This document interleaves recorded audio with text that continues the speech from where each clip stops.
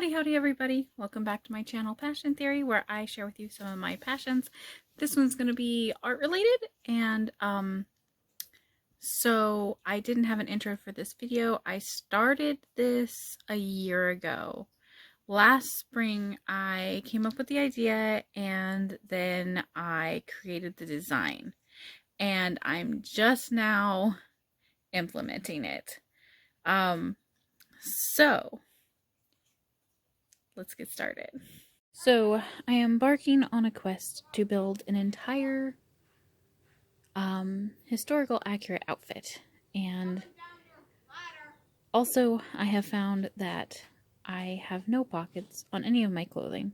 So the easiest thing to start with, sewing wise, as I don't know how to sew, and I'm going to be having to learn how to use my sewing machine. I can sew a little bit by hand, but I've never been taught. I just kind of put the needle and thread and figure it out, and yeah, but the easiest thing to make are 18th century pockets. Now, they did tie-on pockets. They did basically these flat bags that were kind of horseshoe shaped that tied around their waist, and they would wear them under their skirts, and they could hold a whole bunch. Like, they'd go to the market and put everything they bought in there, and they'd either have one on one side or they'd have one on each side. I'm going to start with just one because it's going to be kind of time consuming because they are embroidered. This is kind of what they look like. They're like this horseshoe shape, and then they have a slit here or across this way.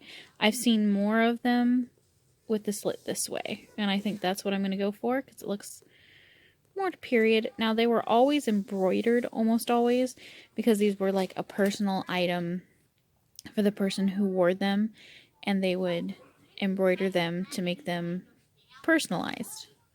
I'm in the backyard. There's a lot of children noises if you hear them. And apparently squirrel noises. Lots of squirrels attacking me. Anyway, so this, I know you can't really tell what this is, but this is my design.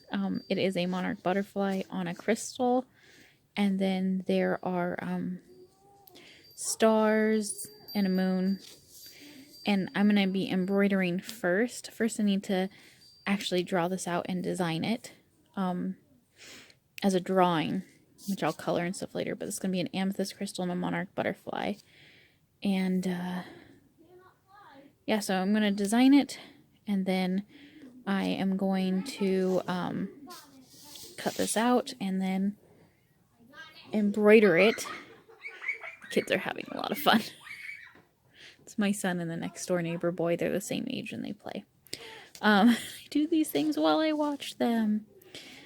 So yes, number one, design this. Here we go. Okay, it has been some time later, and I have done the designing as I said I would. That's just my little signature, because I will probably color these and sell them in my store as art prints. But this is what I'm going to be embroidering. Probably cross-stitching, honestly, because I know how to do that. I could probably figure out embroidering. But, yeah. So this is the main pocket design. And, next thing I need to do is decide how many colors I need and get my embroidery floss. And, then cut out my pattern. And start embroidering or cross-stitching. So yes, that will be an inside task, most likely. So you will not have to hear the children. It will also probably be not today, as I have to buy a bunch of embroidery cloth colors. Okay, so I have four layers of really roughly cut cotton. I'm going to try to put the pattern into the centermost as possible, and then cut it out all at once. We'll see how that works. Alright, there's our pattern. These are going to be nice giant pockets. I mean, granted, you know, like a centimeter of this is going to be sewing, you know, sewed in, so. But, so you won't see all of it. So it will be a little smaller, but I want to be able to fit like, you know, my switch in here. All right. We have cut it out. We've got 1, 2, 3, and 4 pockets. So next, I'm actually going to put this little center part of 2 of them, this bottom part, into a embroidery ring because I need to embroider these. And it's easier to do that before I've sewn them together. And that's going to take a while. First I need to get this into the ring, and then I need to transfer the picture on here using some like chalk pen or something like that. Although, I mean, I guess I could use marker because it's going to be covered up by the thread, but we'll see what I go to decide to do that with. So now we get our handy dandy light table. We put our image that we are going to be embroidering on the light table. We take our cotton pieces and put it over the image, and then I can trace the image on. Yes, I drew this, but I already drew it. I don't want to go over there and have to draw it again and again. Yes, I'm going to trace it. I'm going to trace the image I already drew. So, you know, yeah, I'm tracing, but I'm tracing myself, so it's allowed.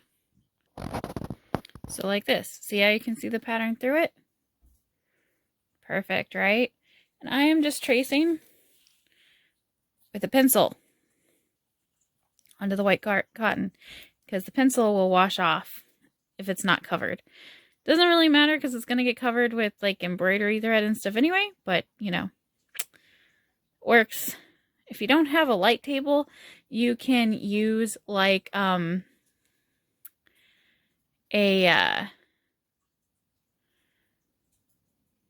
I've had people use glass coffee tables and then like shine a bright flashlight underneath the glass coffee table, or you can use carbon paper, things like that, and put the carbon paper on top of your cotton, and then put this on top of the carbon paper and then draw it on. I just like this because I can make sure it's lined up how I like it. And yeah, so I'm going to trace it now. You guys don't really need to watch that step, I don't think. Alrighty, it is done. I couldn't put in some of the teeny tiny details because, you know, pencil, but I can look at this and then, you know, I can look at this and then I can look at this, and these spots can change where they are, but we basically want like the really important lines, you know, that determine where sections end. And then I added my stars that are around, I added them going up the sides of the pocket as well. And I'm just going to embroider one first, kind of see how that comes out, and then I'm going to embroider the second pocket. Though I may do the second pocket a different design. That'd be kind of cool too, to not have two the same design. So next thing I need to do is put this in an embroidery hoop and get my thread and such. Yeah. So here's what it looks like without the light on. It's a lot darker than perhaps you might have thought it was, so it is easy to see. And you can erase it off of here, but when you put it in the wash, it'll just wash away. So all right, time to get started. All right, everybody, this is my little outro. I kind of made it to the end of this section. Now is the time to actually start embroidering, and that's going to be its own little piece.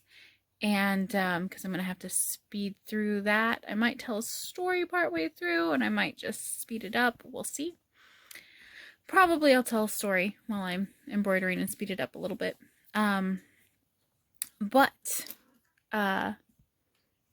Make sure to make room for your passions. And I'll see you guys next time. Bye.